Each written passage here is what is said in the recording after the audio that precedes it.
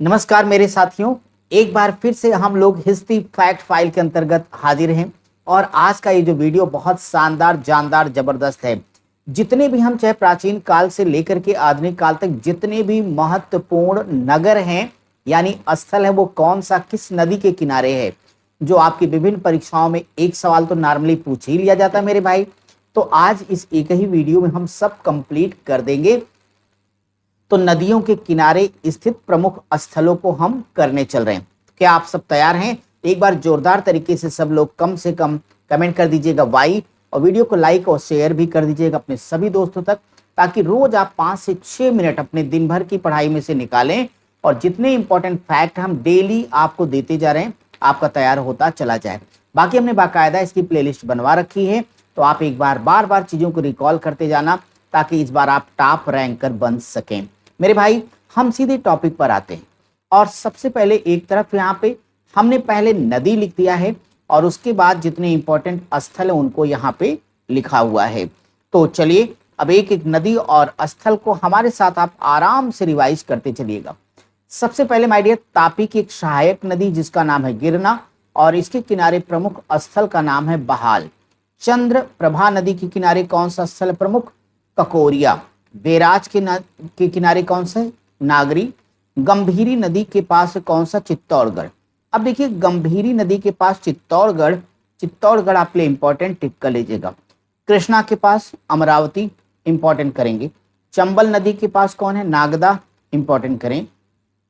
इसके बाद भीमा नदी के किनारे जो प्रमुख स्थल है चंदौली और बाल्की है आपके पास। इसी प्रकार से अगर हम मस्करा की बात करेंगे तो मस्करा नदी के पास कौन है? बड़गांव हो जाएगा आपका। हाकरा के पास ये है गनवरी वाला, गनवरी वाला आप इसे जानते होंगे। हिरण्य नदी प्रभास पाटन आपका इंपॉर्टेंट होगा। साबरमती या भोगवा के पास कौन सा? लोथल। कितना इंपॉर्टेंट स्थल हड़प्पा सभ्यता का आपको ये मालूम है माय डियर। पूर्ण भवा के पास कौन से? बानगढ़ है। बोलन मेहरगढ़ आपको पता है ना, पूरे कृषि का प्राचीनतम साक्ष्य यहाँ से प्राप्त होता है आपका। जब गेहूं, जौ और भैंस की बात की जाती है, लेकिन जब चावल या धान की बात आती तब लहुरा देवा की बात करते हैं आप। तो इसे देखना।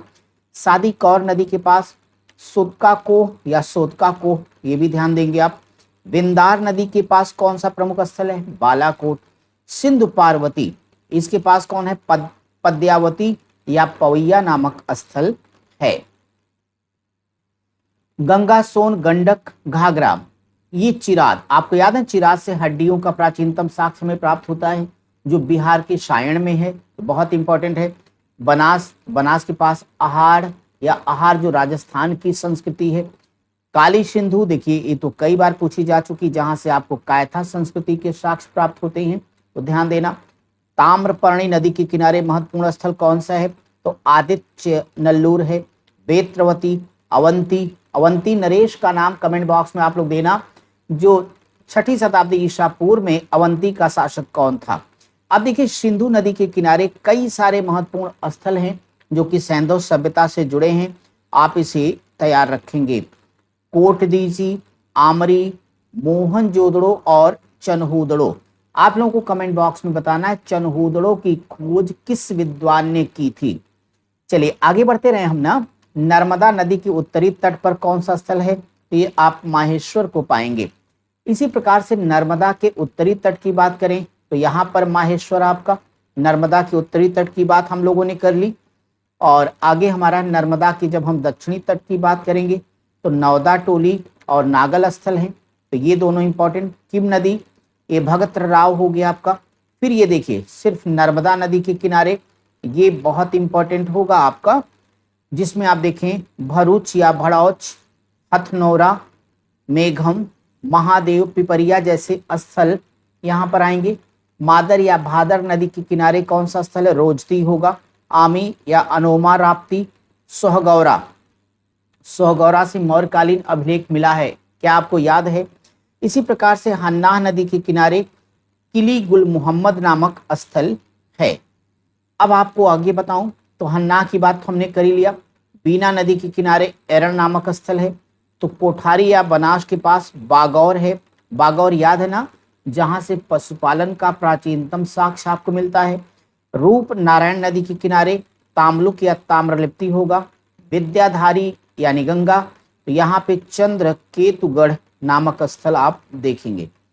इसी प्रकार से झेलम नदी, तो अगर आप झेलम नदी की बातें करेंगे तो यहाँ इस नदी के तट पर बुर्ज होम और गुफकराल है।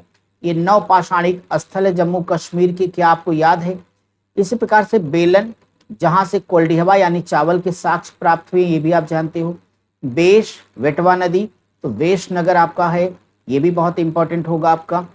पालार के पास कौन है? तो ये है वाशाव समुद्रम। निरंजना या फल्गु नदी। उर्वेला, याद है उर्वेला क्यों महत्वपूर्ण है? कमेंट बॉक्स में बताइए आप लोग। फिर अचिरावती या राप्ती, तो ये श्रावस्ती इसके किनारे होगा। हिरण्यवती नदी, कुशीनगर, तो यहाँ भगवान बुद्ध से संबंधित कुशीनगर हो गया आपका, जहां पर उनको क्या प्राप्त होता है? महापरिनिर्वाण। गोदावरी नदी के किनारे महत्वपूर्ण कौन है? अस्मक। 16 महाजनपदों में आपको याद है ना कि एकमात्र अस्मक ही है जो दक्षिण भारत में था। वो किस नदी के तट पर है? तो आप कहोगे सर गोदावरी नदी के तट पर है। इसी प्रकार से वत्स महाजनपद, जिसकी राजधानी कौशाम्बी हुआ करती थी, ये यमुना नदी के तट पर है। आक्सस कोक्चा सोर्तभुई, आपको याद है ना अफगानिस्तान वाला स्थल, ये चिनाब नदी के तट पर मांडा हो गया आपका। दास्क नदी के तट पर सुतका गेंडोर, और ये भी आपको याद होगा सैंदो सभ्यता का सबसे पश्चिमी स्थल है। उसी प्रकार से हिंडन नदी के तट पर मेरे भाई आलमगीरपुर सैंदो सभ्यता का सबसे पूर्वी स्थल हो गया। प्रवरा नदी के तट पर दैमाबाद और नेवासा जैसे ये स्थल महत्वपूर्ण होंगे। और हड़प्पा, तो आपको याद ना हद कर दी आपने, यानी हड़प्पा की खोज दयाराम साहनी ने 1921 में की है। इसी प्रकार से अगर आप देखें सरस्वती नदी के तट पर कालीबंगा आपका हो जाएगा। ये बुधावलंगा, तो ये कुलियाना नामक स्थल है। जुर्रेक नदी के तट पर ज्वालापुरम 9 है। और सरयू नदी के तट पर आपका खैराडीह नामक स्थल है। मनसर और मंदसार, धौलावीरा कितना महत्वपूर्ण स्थल है सैंदो सभ्यता का, तो ये आप इसे भी ध्यान में रखिएगा। ठीक है, बहुत बढ़िया।